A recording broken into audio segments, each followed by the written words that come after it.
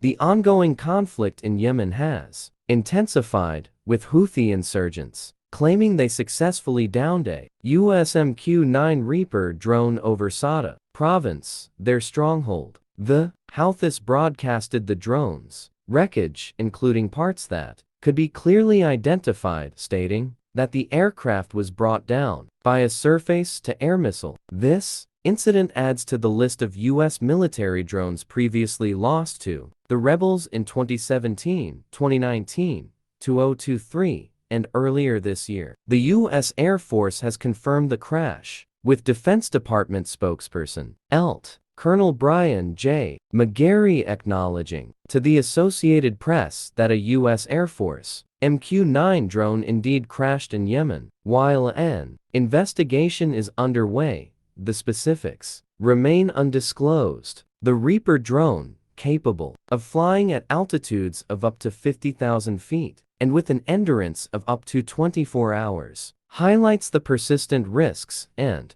complexities faced by U.S. military operations in the region. In the wake of a U.S.-led airstrike campaign that targeted them, the Houthi rebels have escalated their assaults. The U.S. Maritime Administration reports over 50 maritime attacks since November, including the capture and sinking of ships, leading to a significant reduction in maritime traffic through the Red Sea and Gulf of Aden due to heightened threats. The HOUTHIS actions are seen as a direct response to Israel's military operations in Gaza, which have resulted in considerable casualties. The rebels have called for an end to the conflict, using the downing of the drone as part of a wider strategy to exert pressure on Israel and its allies. The HOUTHIS have released footage showing the missile launch and the drone's destruction, along with their slogan underscoring their ideological opposition to American and Israeli involvement in the Middle East. As tensions escalate,